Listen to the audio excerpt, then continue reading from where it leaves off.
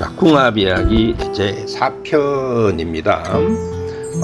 전편에서 말씀드렸듯이 궁합은 크게 6가지 작용을 본다고 했습니다. 첫째, 합, 둘째, 형충파의 이별수, 셋째, 성격, 넷째, 애정 질량, 다섯째, 타고난 결혼복, 여섯째, 대운. 이런 중에서 요번 4편에서는 애정 질량입니다.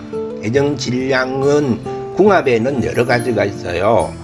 궁합은 업무궁합, 업무궁합은 일하는 일손이거든요. 요거는 관운이 맞아갖고 손발이 맞으면 궁합이 잘 맞는 거예요. 그 다음에 이 가족궁합, 그 다음에 사업 동업궁합, 돈 버는 눈이 맞으면 잘 되겠죠. 같은 개념을 가지면 돼요. 부부에서는 애정 질량 궁합이 매우 중요해요. 왜냐하면 부부가 만나는 건 사랑을 하기 위해서 만나는 거거든요. 그래서 사랑이라는 에너지가 쌍방이 어느 정도의 비중을 가지고 있느냐에 따라서 달라져요. 그래서 애정 질량이 차이가 나게 되면은 애정의 이 바람기로 작용을 해요. 예를 들어서 남자한테 애정 기운이 3개이고 여자한테 애정 기운이 하나라면은 2개의 애정 기운이 남는 것을 가지고 바람을 피게 돼요. 이 애정 질량을 우리 사가장사로 비유를 한다면은 남편은 3개의 애정 질량이 있다면은 사랑의 사과를 3박스를 사겠다라는 거예요. 근데 여자분이 애정 질량이 하나밖에 없다라는 것은 1박스밖에 팔 물건이 없다라는 얘기예요. 자, 그런데 결혼을 한다는 것은 당무를 맺자라는 거예요. 나하고만 거래를 하자라는 것이거든요. 그래서 결혼을 했어요. 근데 남편은 애정 질량 3개이니까는 3박스를 내놔라고 요구를 해요. 그런데 부인은 나는 원래 1박스밖에 없어 라고 하거든요. 아니, 있다고 하면서 있다고 해서 결혼했는데 왜 없다고 하느냐라는 거거든요. 그래서 3박스를 안 내면은 부인이 뭐라고 생각을 하냐면은 저 사람이 1박스를 나한테 사고 2박스는 다른 가게에 가서 사겠지 라고 의심을 해요. 이게 의부증이 되는 거예요. 그러면은 그 사람도 3박스 사기로 해놔놓고 결혼을 했는데 3박스가 안 나오니까는 숨겨놓고 안 주는 줄 안단 말이에요. 그리고 자꾸 의심을 하면은 기왕 의심을 받을 바에야 바람이라도 피워보자 라고 해버려요. 도둑질 안 했는데 도둑놈이란 소리 들을 바야 차라리 도둑질을 하고 도둑놈 소리를 듣자라는 것과 같은 논리예요. 그래서 애정 질량이 생기면은 의처증과 의구증이 나타나는데 이거는 병이 아니에요. 이거는 병이 아니고 애정 질량이 맞는 상대를 어디든 만나면은 없어지는 거예요. 결국은 뭐냐면 질량 차이로 인해서 오는 현상이에요.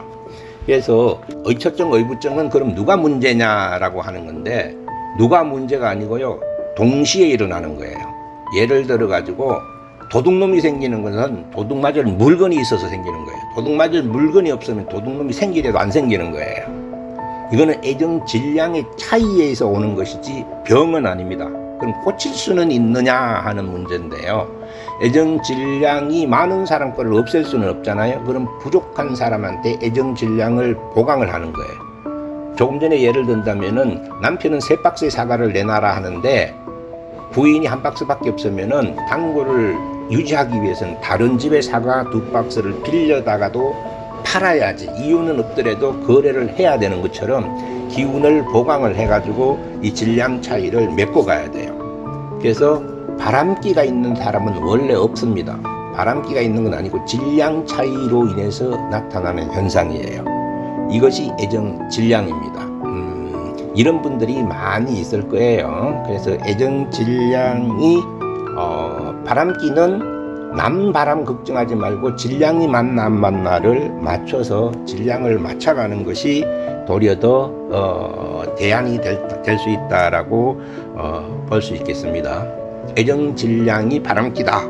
애정 질량이 잘 맞아야 된다라고 하고요. 그 다음에 앞에서 말한 모든 것, 합도 되고 형축파가 없고 성격도 맞고 애정 질량도 맞고 이런 데에도 사니 못 사니 하는 경우가 있어요. 여기 뭐냐면은 5번째 사항인 타고난 결혼복이라는 거예요.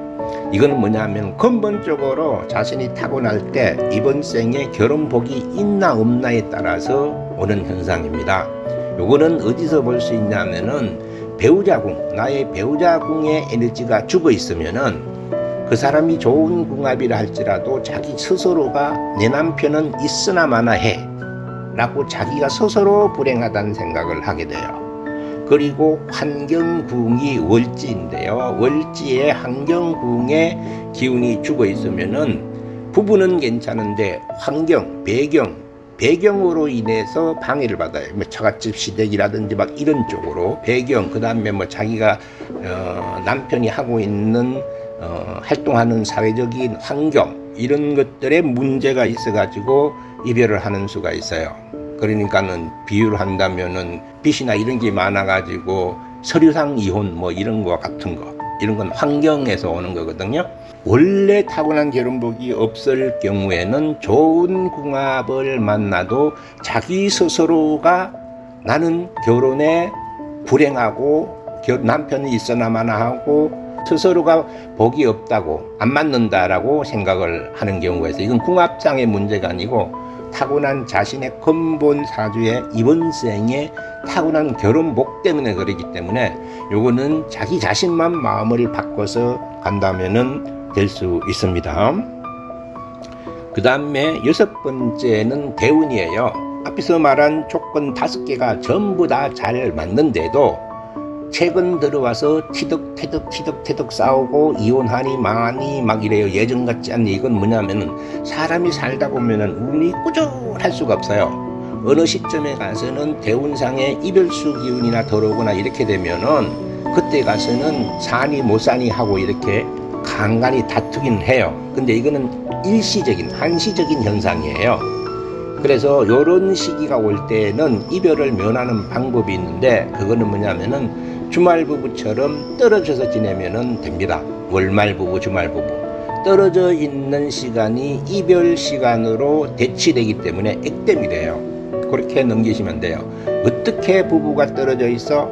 안 돼! 라고 하면서 도리어 이혼이 되도록 만들어갈 필요는 없다. 그래서 대운의 영향은 한시적이다. 그래서 1, 2, 3, 4 즉 합 좋고요. 2 형충파 없고요. 3 성격 맞고요. 4 애정질량 맞고요. 5 타고난 결혼복이 있다면은 대운상의 6대운상의 방해가 온다 해도 지장이 없고 한시적으로 피해갈 수 있다. 이렇게 해서 여기서 궁합 이야기는 모두 마치도록 하겠습니다. 다음에는 새로운 아이템으로 다시 찾아뵙도록 하겠습니다. 도움이 되셨다면 구독, 좋아요, 알림 부탁드립니다. 다음에 찾아뵙겠습니다.